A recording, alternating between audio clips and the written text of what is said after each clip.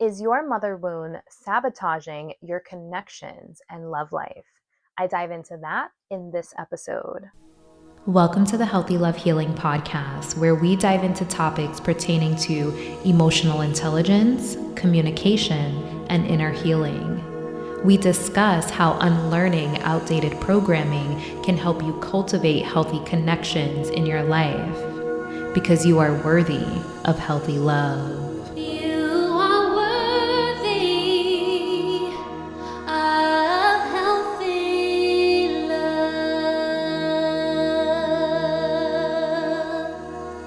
Hey lovers! Before we dive into this episode, I invite you to reflect upon what was one act of healthy love that happened to you in the last week.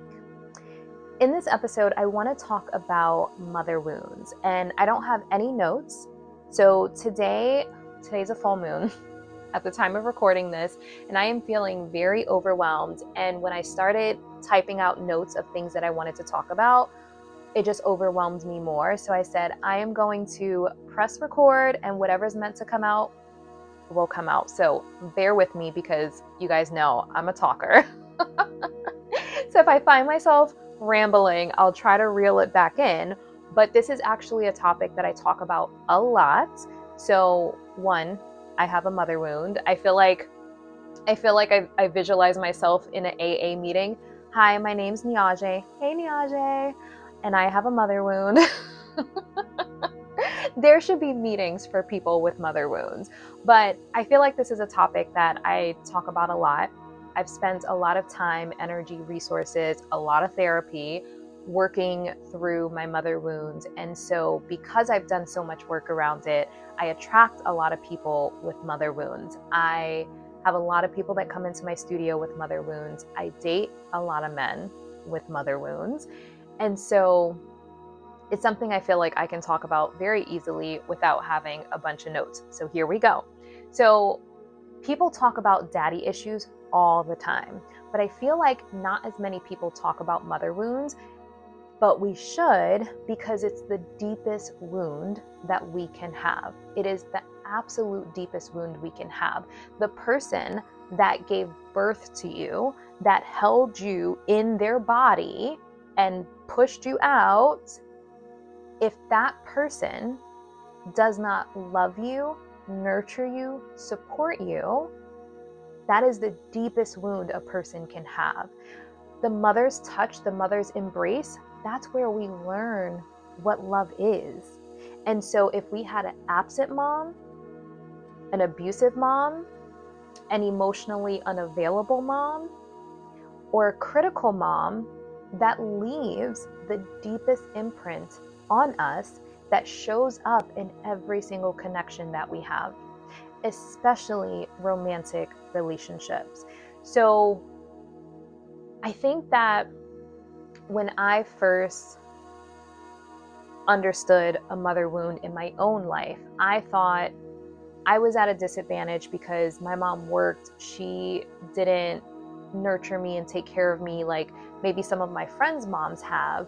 And so fast forward to my adult life now, where I'm in wellness and I'm talking to people about their experiences, I've actually witnessed now that a mom that did everything for you but was critical is equally as damaging. So if your mom washed your clothes and cooked you dinner because she was a stay-at-home mom, so she did all the things for you, but she was critical, it still weighs on a person's confidence and self-worth.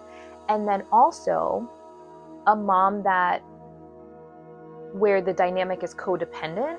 So the mom needs the kid needs the mom, and there's a codependency there where there's not very clear boundaries, where the mom is involved in everything.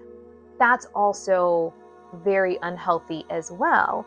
And so when you have that dynamic, that creates codependency in romantic relationships and a massive lack in boundaries. So the mother wound is not just black and white of an absent mom or an emotionally unavailable mom. Like sometimes moms can be too emotionally invested in their child's life and there not be boundaries. So there's so many levels of it. But the core of what I want to express is, if that wasn't a healthy dynamic, that is going to show up in your connections, friendships, and romantic relationships. When I was thinking about this, we really are just our inner children just trying to play nice with each other in the sandbox. But as adults, we have more language to express ourselves than we did when we were in a sandbox. But if we don't go back and nurture our inner child and relearn what love is, so sometimes we have to unlearn, right? We have to unlearn the harmful programming and then relearn what healthy love looks like. We're going to repeat the same patterns we did from our childhood.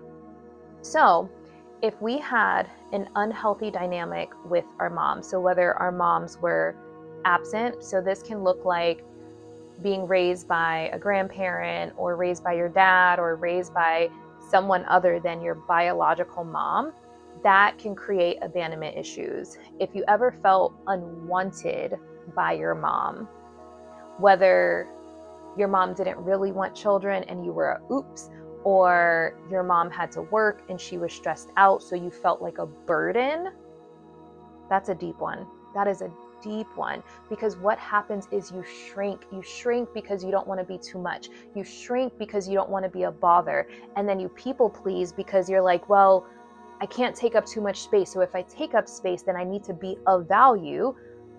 Probably because as a child, you felt like a burden. And so you don't want to feel like a burden to people in your adult life. So when you go into people's lives and start to relate and connect with them, you have to be of value.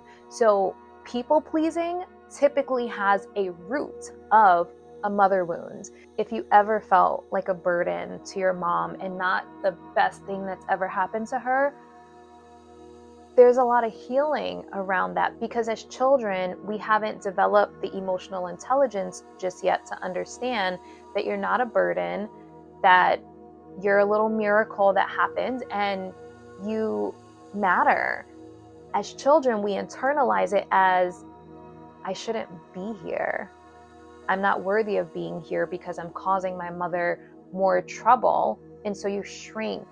And then we take that into adulthood where we're afraid to take up space, or we don't feel worthy of love, which is why you deserve healthy love. You are worthy of healthy love. And that's why this healthy love healing method means so much to me, because there's so many people walking this earth with mother wounds. Half of them don't even know, and the other half are still trying to figure out how to feel truly loved and supported and nurtured, despite our inner children feeling like a burden. So then if you were abused, now I actually did a Healing Your Mother Wound workshop at my studio, and I had some really courageous individuals share that their mothers, who was their source of love, was also their abuser. And that's confusing. So the person that gives you comfort and love and nurturing is also abusing and misusing and making you feel like crap. That is a whole other level of it where you're now confused. So that's a whole nother probably episode in itself. And then if you had a mom that was emotionally unavailable, emotionally immature, or potentially a narcissist. Now, the difference between a narcissist and someone who's emotionally immature, a narcissist doesn't care. They don't have feelings. They don't feel bad. An emotionally immature person can have narcissistic tendencies, but they do care. They just don't have the emotional intelligence to make things right, to repair, to comfort and take accountability and acknowledge, right? So when we had an emotionally immature, emotionally unavailable, or narcissistic mom, we tend to attract that in partners because it's known to us. That's how we know love to be. So when we meet someone romantically, it's what we know. Same thing with having a critical mom. If you had a critical mom, the person that loves you the most, the person that gave birth to you, criticizes every little thing you do, you're going to attract partners that criticize every little thing that you do. I've witnessed this in clients, I've witnessed this in friendships, I've witnessed this in my own life. So understanding how your dynamic with your mom plays out in your romantic relationships will probably be a huge light bulb. If your mom abandoned you, and honestly, abandon can look like the mom actually abandoning you, like giving you up. So people that have been adopted, or people whose mom gave them to like a family member or grandparent to raise them because maybe she wasn't fit to raise you, or even a mom that has passed, that still shows up as abandonment, because sometimes as children we don't understand. So if you had a mom that had substance abuse, you can feel like your mom chose the substance over you and you weren't important enough for her to not. These are imprinted on our hearts, in our subconscious, in our beings, and it shows up in our romantic relationships. So what's really important is that we are willing to do the work to nurture our inner child. And I think that it's also important to understand our partner's core wounds. We all have core wounds. So maybe you had a great mom. I will also say there are some people who were in dysfunctional or toxic connections with their mom, or codependent connections with their mom, and they don't know. So really being open to receiving and looking at it. And it's not, none of this is saying your mom is a bad person. So if anyone feels defensive, like, no, I had a great childhood. I've had conversations with a lot of people that said, I had a great childhood. And then they start talking about things that happened in their childhood. And I'm like, that's not a healthy childhood. But when we're children, we don't know. I did an interview with someone and they shared, like, when I was a child, like, I just thought this was normal, and it was very unhealthy, very toxic. I thought this was normal because that's all that they knew. And it wasn't until I was older and I started talking to other people about their childhoods and what things went on in their household that's when I noticed that what happened to me was not normal. So sometimes we don't know what is healthy and what's not. And so then we take that into our adult life, thinking that dysfunction is our norm, thinking that dysfunction is how relationships should be. Let's just give a simple example of screaming and yelling, right?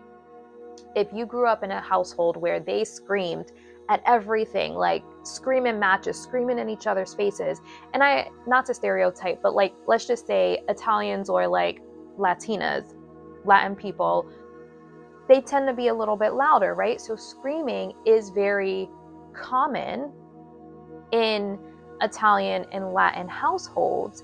But say you date someone that's not Latin, that's not Italian, and then you scream at them and they're like, whoa, unacceptable, right? So being willing to take a really good look at where you learned love and what that love taught you about yourself and how to relate. So was your mom critical? Was your mom fully present with you? Was your mom nurturing, supportive, encouraging? Did she let you know that she wanted you, that she loved you, that she cared about you? Was she affectionate with you? Did she tell you she was proud of you? Did she tell you you were beautiful or handsome? Did she tell you it's okay to make mistakes? Did she tell you that you matter? Did she care about your feelings? Did you feel safe to express your feelings to your mom? Or was it not okay to share about your feelings? Did she listen to your needs? Did she listen to your desires? Was it safe to be yourself? Or did you feel like you had to be a perfect child? Did you rebel and act out for attention? Was that the only way you can get attention? Did you feel loved? Did you feel safe? These are really powerful questions.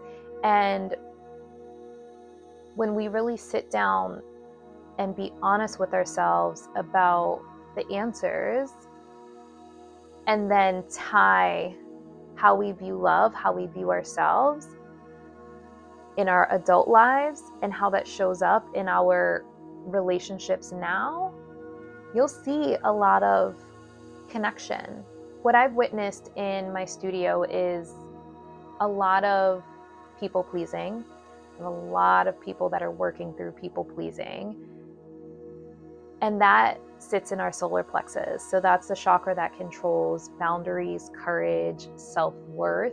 So feeling like we have to be of value to others, feeling like we don't want to be a burden, feeling like we don't want to be too much, feeling like we're not enough. So I think that people that feel like they're not enough and people that feel like they're too much, or they don't want to be too much, sometimes tend to attract. I've witnessed that in my own personal life. When we nurture our inner child, I think it's up to us individually to work on our own stuff, right? We have to go back and connect with our inner child and let our inner child know, you're not too much. You are enough. You matter. Your feelings matter. Your needs matter. Your desires matter. Your opinion matters. You are meant to be here. You are wanted. You are valued. Because if you grew up feeling like a burden, the feeling of not mattering and no one cares about you, like that echoes in your subconscious. And it's up to us to nurture those parts. And everyone has some level of this. So even if you had a great childhood, right? Even if you had the most nurturing and fabulous mom, maybe your dad was absent. So there's always some level of it. So if you're like, no, my mom was pretty nurturing. She told me she was proud of me. She was pretty positive. She set boundaries, so it wasn't codependent. She made me wash my own clothes. You know, like if you're like, I had a pretty decent childhood, we all have core wounds of some sort. So I invite you to reflect upon what your core wound may be if this is not really landing. And if it's not landing, could it be that there's something you don't want to see or look at or hear? And none of this is to bash anyone's mom, right? I'm not bashing my own mom. Our moms did the very best that they could with what they had, right? And we're learning that our childhood imprints deeper on us than we probably realized. And that's the beauty in inner child healing. Some people go through their whole entire life and never look back at their childhood. And they keep repeating patterns and they find quick fixes. And it's just this constant cycle of quick fixes, quick fixes, quick fixes, quick fixes. But me, I like to get to the root of it. So instead of just keep cutting the weeds, right? Keep cutting the weeds, keep cutting the weeds. I want to go in and pull it out so they don't keep growing, right? That's my way of viewing life, right? So I think that there's going to be some people that are like, I had a great childhood, because there are people who grew up in very loving, nurturing homes. And then there's going to be people who are like, I had a great childhood, because they don't want to look at the fact that their childhood was dysfunctional. And a key indication of that is if you can't actually remember. Do you remember your childhood? If you don't remember your childhood, if you don't remember parts of your childhood, that is usually an indication that there were some things that were dysfunctional that went on, because we have a defense mechanism in our brain that will block certain things out of our memories. And I witness this in my studio often. We have to repair our nervous systems for our bodies to feel safe enough to unlock those memories in our brains. And I've witnessed this where clients have come to me for, let's just say, a year, doing sound baths, connecting back to their body, creating that internal safety. And then they have a memory of something traumatic that happened to them that they totally blocked out. But it came to them because they felt safe. They felt safe in their body. They felt strong enough. They felt grounded in their courage and in their body to revisit that memory. Now, some people are like, I don't want to revisit anything painful or traumatic. That's okay, right? We have free will. But then when we ask ourselves, why do I keep repeating the same pattern? Why do I keep repeating the same pattern? Why does this pain keep happening? Or what is this ailment? And the doctors don't have an explanation. So what happens is when we have stored pain and trauma that we don't want to look at, it manifests physically in our body as pain, tension, and eventually physical ailments. So there's so many layers of why we want to unpack this stuff. So one, the obvious, what we're talking about here is for healthier relationships.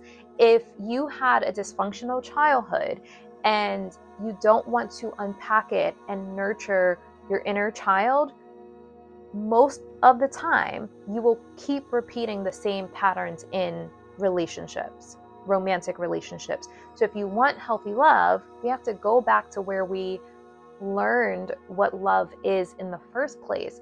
And if what we learned was not healthy, we have to unlearn that and replace it with what is healthy. Love shouldn't make you feel like a burden. Love should respect boundaries. So if there's no boundaries there, or if a person is offended by boundaries, that's not healthy. Love shouldn't make you feel worthless. Love shouldn't make you feel like you're too much. Love shouldn't make you feel like you're not enough. But the problem with the not enoughness is that sometimes that can be like an internal voice and not the person that we're with reflecting that back to us. Same thing with the too much, because that's the voice that's in my head is like, oh no, I'm asking for too much. I'm doing too much. I'm talking too much. I'm too sensitive. Like that's what echoes in my mind. But what I know to do, because I've been doing the work, is to go and nurture my inner child and remind her, you're not too much. Your needs matter. Your opinion matters. How you feel matters. And if it comes across as too much for the person, that is not the person for you. Now, within reason, because people are burnt out, right? People are burnt out, so we don't have as much capacity to hold space for people. So there's a nuance of we have to nurture ourselves, and we also have to be compassionate of what our partner is going through. This is why I take notes to make sure I'm not bouncing all over the place, so bear with me here. I do believe we have to do our own individual work. We have to connect with our inner child and understand our core wounds. So once we understand our core wounds, then we can nurture ourselves and identify when something is poking the bear. When it's poking that core wound, we know, oh, time for me to nurture my inner child. So anytime I start to feel like I'm too much, my core wound is I'm too much, right? Anytime I start to feel like I'm too much, I have to check in with myself. Okay, nurture yourself, nurture your inner child, let her know that she's not too much, and just be mindful. Be mindful of where the person is. How can I pour into my own cup so I'm not pouring too much into others? Sometimes I have to reel it in, but I know this about myself because I've done that inner work. Now, for someone else whose core wound may be not enough, checking in, reassuring your inner child that you are enough, and asking yourself, did the person that I'm with say that I'm not enough? Or is that coming from inside my subconscious. And self-awareness is so powerful, right? Self-awareness is so powerful. And that is why part of the Healthy Love Healing method is developing that emotional intelligence. And part of emotional intelligence is self-awareness. Now, that's one part of it, doing our own work, right? I think the next part of it is really learning your partner, asking those questions, asking about their childhood, understanding what their core wound is, because I think part of healthy love is loving a person's shadow, loving a person's core wounds. Now, we can't change them. If they don't do their own work, nothing we say is going to make them feel enough, right? If they're not reassuring their own inner child that they're enough, nothing we say will sink in. So the first step is doing our own work, and then having a partner that wants to understand our wounds, not to use them against us, but to learn how to love us. So if someone is in my life and they understand that my core wound is feeling like I'm too much, I talk too much, I talk a lot. If you've ever received a voice memo from me, you know. My voice memos are a lot, right? But if someone says, I love hearing your voice, you can send me voice memos all day, that would, oh my God, right? Like that would make me feel so good, because it's someone reflecting back to me that I'm not too much. I'm just right for the person that is meant for me, right? So learning your partner so you learn how to love them.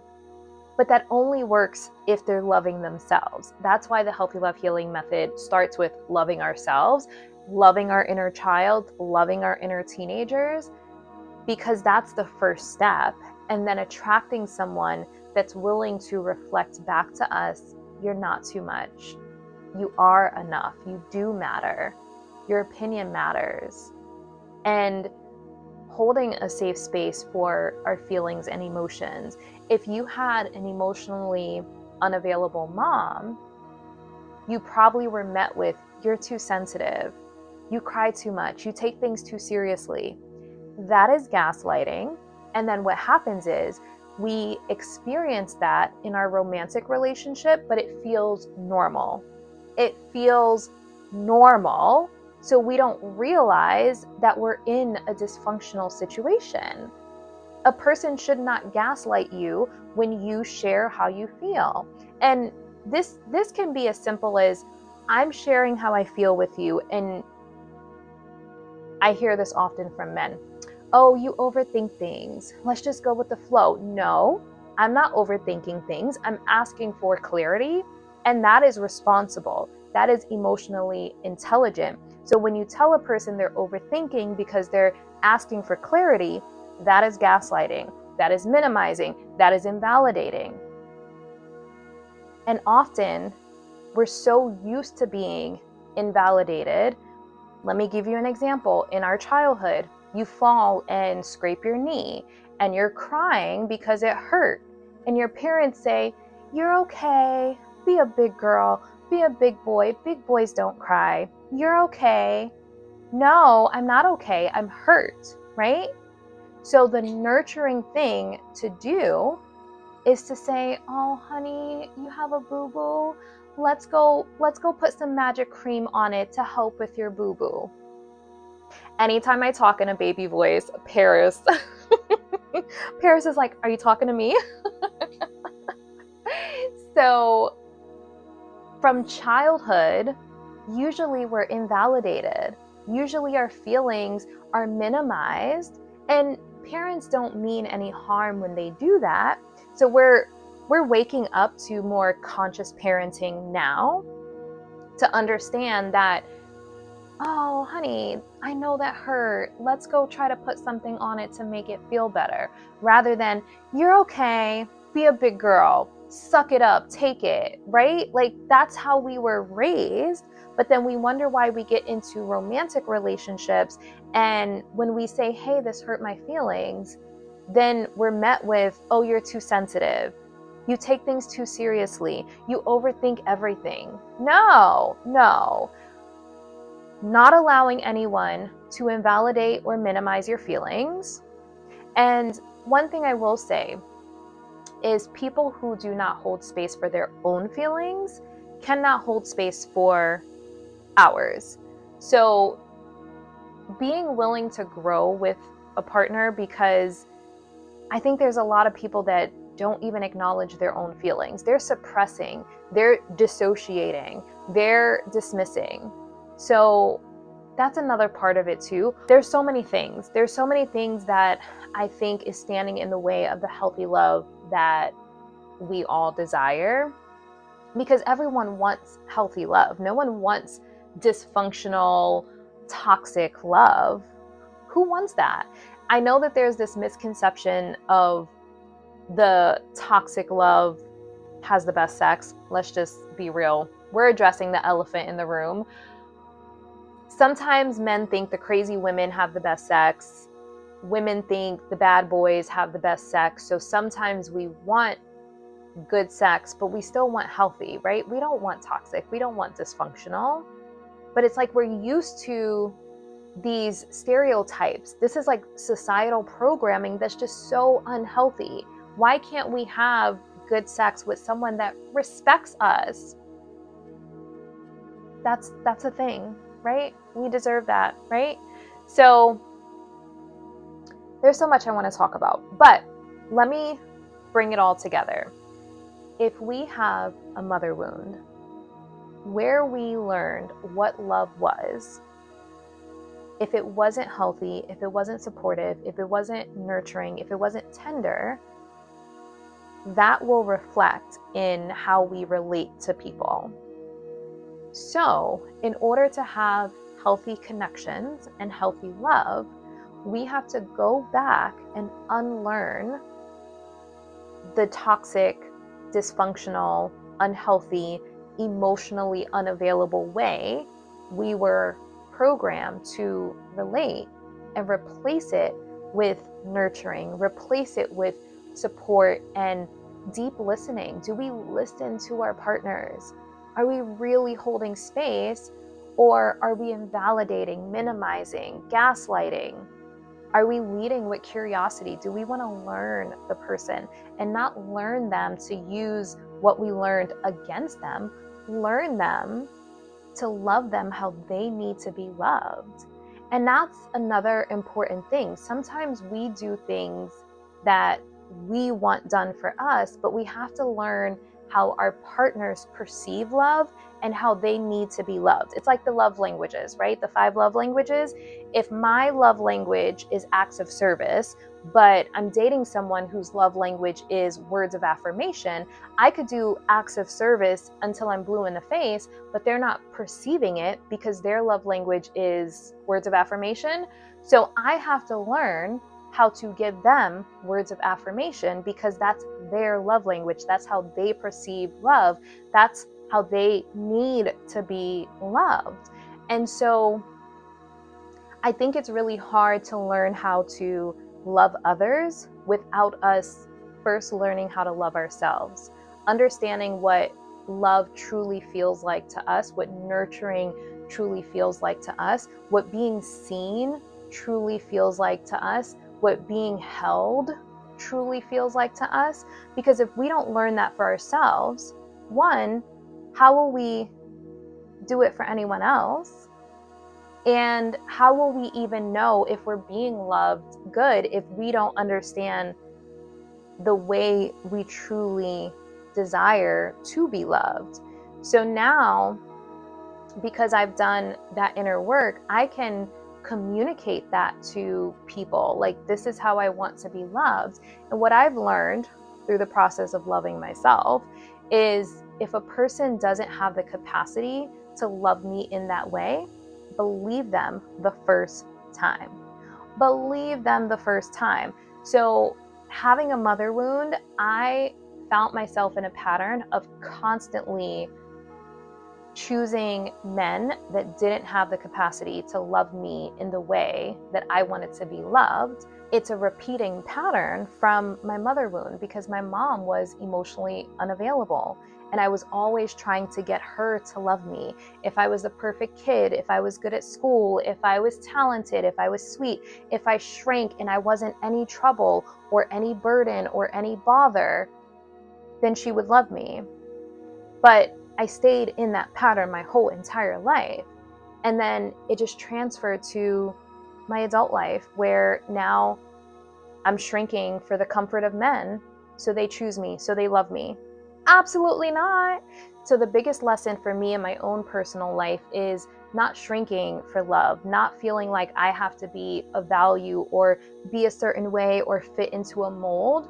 If I have to shrink myself, then that's not the person for me. But in order for me to get to that place where I'm like, this is me and I deserve to be loved in my fullness, in order for me to get there, I had to go back and understand how I learned what love was and realize it wasn't healthy. And so now I can differentiate between healthy and not healthy. And I'm still on a quest to find the healthy love, but at least now I love myself. And I think that that's the start. We have to love ourselves before someone else can truly love us, because if we're hiding parts of ourselves, if we're shrinking, if we're minimizing our needs and desires, we're betraying ourselves, and that love is not going to feel truly healthy and fulfilling because we're not being our full selves. You deserve someone that loves you in your fullness. You deserve someone that can love the light and the shadow, the good, the bad, and the ugly. But if we're hiding the ugly, and what people do is, oh, I'll hide my crazy until I hook them, right? I'll hide my kinks and I'll hide my quirks and I'll hide my shadow until they're hooked. Men and women do this. Women, I'll hide my crazy until, I've put it on him real good and now he's hooked. Or the men, they have their own version of that where they start providing for a woman and now a woman's dependent upon them. And then they start showing their shadow. So these are toxic patterns that I am on a mission to help clear up so we can all find the healthy love that we desire and deserve. Okay, lovers, that is my message. I didn't take any notes, so I hope that made sense. Today was a very overwhelming day for me. I have so much on my plate, but I hope that you can feel that I'm so passionate about this and I want to show up whether I'm feeling super fabulous or I'm feeling overwhelmed, because that's my commitment. I want to show up regardless of how I feel. And I think that that's part of it too. It shows a lot of growth on my part, because if I want someone to love me in my wholeness, I can't always show up perfect. And my mentor says, done is better than perfect, right? So podcast episode done may not be perfect, but it's done. Here we are, right? If you found value in this, please let me know. So sometimes I think like, oh my God, did that even make sense? Did it resonate, So let me know if it did. And if you did find value in it and someone else will find value in it, please share this episode. The more you spread the word, the more people are doing the inner work to love themselves and attract people that genuinely love them in their fullness. In their fullness. You don't have to shrink for love. You don't have to fit into a box for love. Be yourself, and the right person will be like, oh, that's my person. But if you're not being yourself, how will they know that you're the perfect person for them, right? Okay, lovers. reminding you, don't shrink for the comfort of others, and you are most definitely worthy of healthy love. Thank you for listening to the Healthy Love Healing podcast, where we are reminding you that you are worthy of healthy love. If this podcast resonates, go download the Healthy Love Healing app, available on Google Play and iOS, for more tools to cultivate self-love and healthy connections in your life.